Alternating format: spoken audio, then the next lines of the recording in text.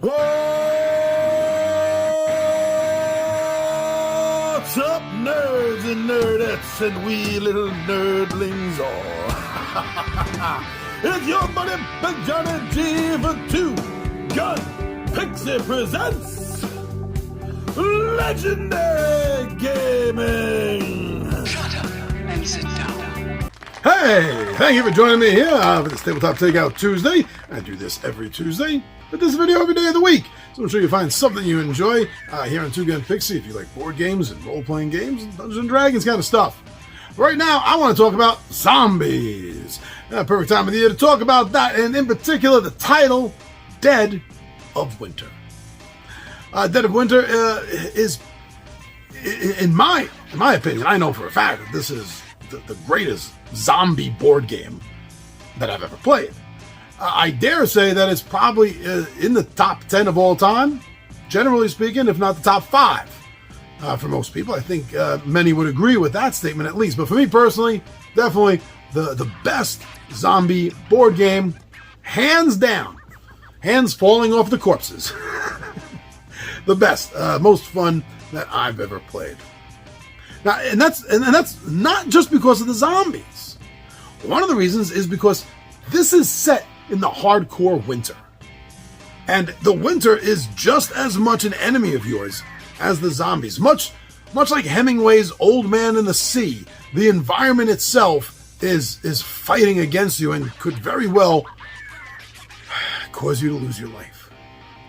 Now, this is a team game. You're going to win as a team. But each individual, I love this, each individual has their own agenda, their own goal. Some of them aren't good. Some of them are quite selfish and what you could define as evil. You don't know who has what goal or agenda. So this game, you can take those cards out and make everyone have workable, nice goals.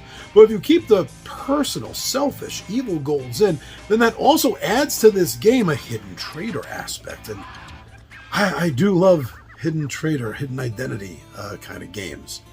So my games always incorporate those in, but you don't have to. And that's another great thing about the game is the game is slightly modular in that sense. Now, another thing that it is modular about is its subtitle, a crossroads game. Plaid Hat Games has several titles that use this system, this card system. And with this one, what it generally does is it gives you hardcore, real-life, difficult decisions that you're going to have to make right on the fly in the middle of the game. Now, there are some in the deck that are quite adult. There are some that are quite violent, and there are different markings for these cards. And you can take them out. You can have a more gentle version of the game, which I'm sure is fun, but I've never played. I put as many of the hardcore adult situation cards in because I really feel that that's one of the things that takes this game a step further, is you having to make these decisions that you're not always going to enjoy. Now, there are 2 expansions for this game, one of which is pretty much the same, just giving you more of the same. Hey, I love that. Not a problem with me whatsoever.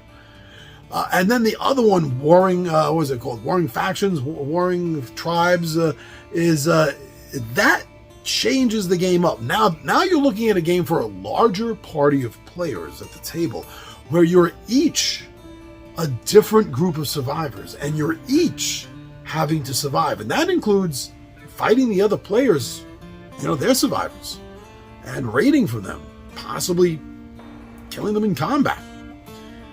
And then there's a prequel game that doesn't really mix with the other 3, but it is a great prequel to the game. It's the start of the zombie pandemic, told from the scientific company Raxon's point of view. I think that's the name of the game, actually, Raxon.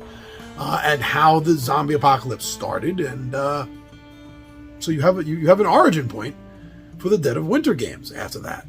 I like that. It's great.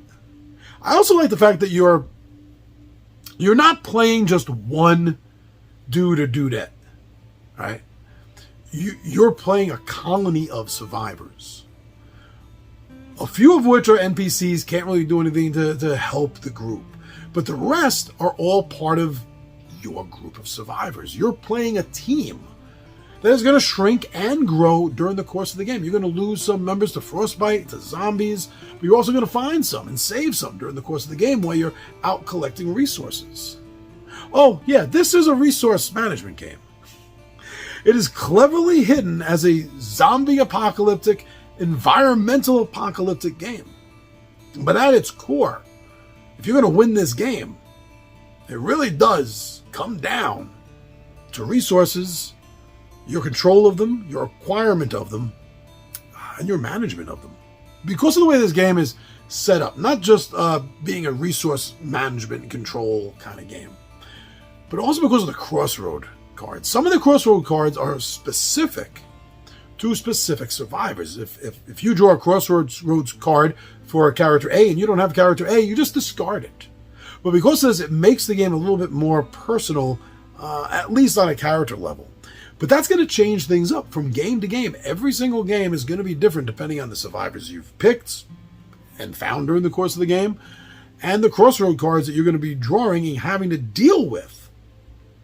Everything, right down to the resources themselves, is going to be radically different from game to game. You're never going to have to worry about, oh, I feel like I'm just playing the same thing over and over and over again.